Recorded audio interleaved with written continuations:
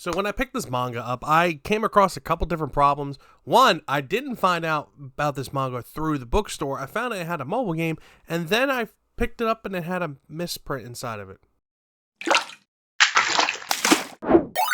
When Dark Lord Leonidas Death Magnus seals his soul in his grand tomb, preparing to rise again in 1,000 years, he certainly didn't expect to be reborn as a 10-year-old human boy. Moreover, humankind is now under attack by mutated creatures called voids, and wielders of magical weapons known as holy swords are fighting back. Before long, Leonidas is whisked away to Excalibur Academy, a training institute for holy swordsmen. With Rosella, the girl who rescued him, at his side, Leonidas is ready to give the academy a taste of his power. So right off the bat, the story follows Lord Leonidas Death Magnus as he is losing the war against a bunch of holy wielding heroes, and they were sent to destroy him. So in a last-ditch attempt to come back and win the world again and make his empire strong, he basically isekai'd himself, but in a weird way. He froze himself in this giant crystal. Well, fast forward 1,000+ years later, this little girl named Rias comes out of nowhere and discovers his crystal and his mausoleum. It's just sitting there in the middle of him, and she's there during a exploration thing for her school, the Excalibur Academy. So she ends up reawakening him from this crystal. Very confused and dazed, he doesn't know what's going on, and while they're sitting there talking in his temple, this giant creature comes out of nowhere called a void. Well, Rosella, trying to save Leonidas, ends up accidentally killing herself while trying to protect him, because she thinks that he's just some innocent 10-year-old boy that was whisked away by the voids, when in reality he's a strong demon.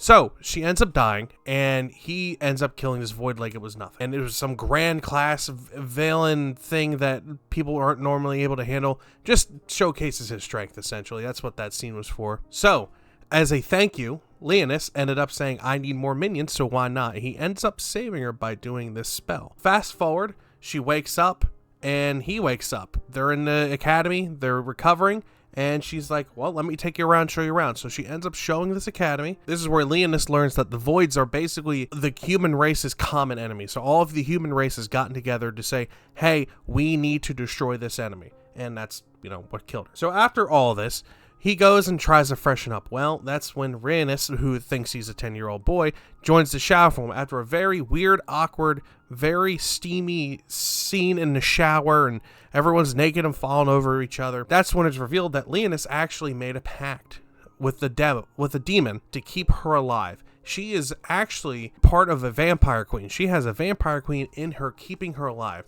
She is dead but alive. That's pretty much the summary of here. So, keep in mind, at this point, she has not been able to summon a holy sword, so she's been going on these deadly missions, just trying to prove her worth, trying to summon this sword, and it's all come to veil. Well, now she ended up dead, and he is her master, essentially. And that is where he basically says, hey, I'm actually not 10 years old. I am, 1,000+ years old, and you're my minion now, so I'm going to keep you alive. So now that she is essentially contracted with this vampire queen, she needs to refresh mana, and there was a very hot, heated scene, which makes me feel very awkward thinking about it and reading it. But after that very sexually charged mana transfer, they end up going out and exploring the school again. This is where this popular, air quote popular guy comes. I don't even remember his name. His picture's right here. He ends up meeting her, trying to make her part of his harem, doing this whole thing.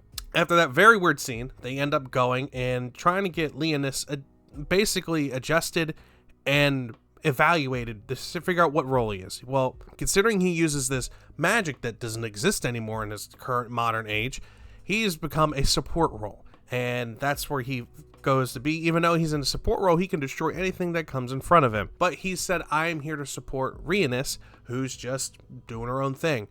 And long story short, after lunch, we're meeting some more characters that come to the scene. The popular guy comes back and wants to basically fight Leonidas in a 1v5 situation. This happened while Leonidas was being attuned and learning and showing his strength. So Rhaenys steps up, and then this whole fight ensues, and during that fight she gets her holy sword. I'm not going to explain how badass she is, but she turns into a badass. So I hope the pictures, by the way, kind of get the story across. But with this book, before I talk about the art and everything else, I had a problem. And actually, let me just show the video. So I don't know if I'm going to include this in the YouTube video or not for this, but for people who are seeing this, I wanted to show you something. I'm reading this to like do a review. So right about here is where a part of the chapter started happening. So I started reading, going through, doing all this stuff, excuse the booba. Then the chapter repeats. They excluded a bunch of stuff. So I'd say about 20 pages or so, 20, 30 pages, are just a repeat of the manga. Has anyone had that happen before? Like they're missing stuff in this book, so I don't even know if it's gonna be a full review or not. Can someone let me know if this is like an error or something? I know it's an error, but can you just let me know? So yes, basically it repeats itself over and over again because it got screwed up somewhere in the printing, and you probably see Boobo a couple times.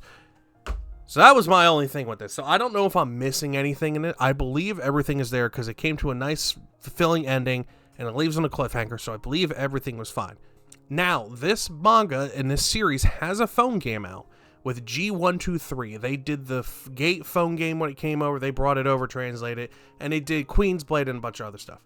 That's how I originally found out about this series. Then I found the manga. Now, I am not a fan of constant fan service.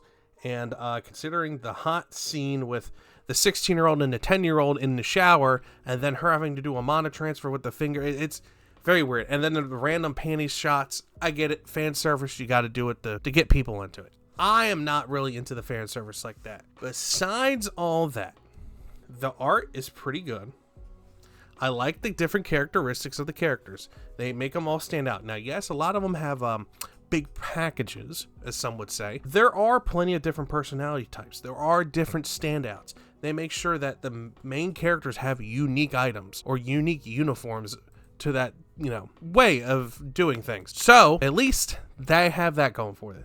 Overall, the art, pretty good. The story, kind of to me, it feels like a standard. I'm going to give it a couple more volumes and officially give a thing if I'm going to give this volume up or not. Give up this thing. I'll give it a couple more volumes. That's what I'm trying to say. I am going to keep this volume 1 though, because I have never come across a volume that had a whole chapter misprint, but it's still finished and went on. So I don't know what's wrong. I don't know how that happened. Very curious. A lot of people say I should try and trade this in. Let me know what you guys think. If I should email the manufacturer, be like, hey, here's, I got this volume. Can you just send me another one? I got, a whole chapter out of it.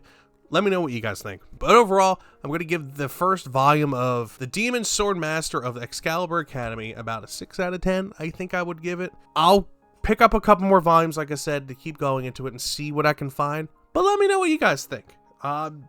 It's definitely up the Isekai alley, up the fantasy alley. No guns, which that's kind of cool. Nice good old sword fighting and magic skills. So yes, I'm recording this a couple days after I recorded this video while I wrote the script like a week ago. It's a long thing. But there are guns. Rise shows up and shows like with her gun. She shows up with her gun.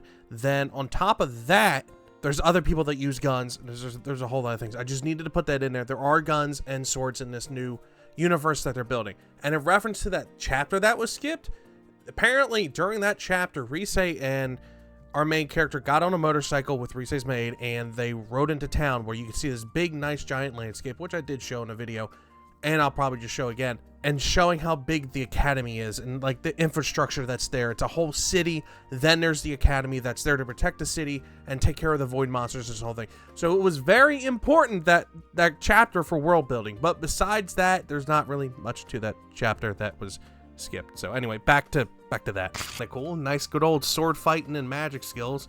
So let me know what you guys think, and I'll see you all later. Bye-bye.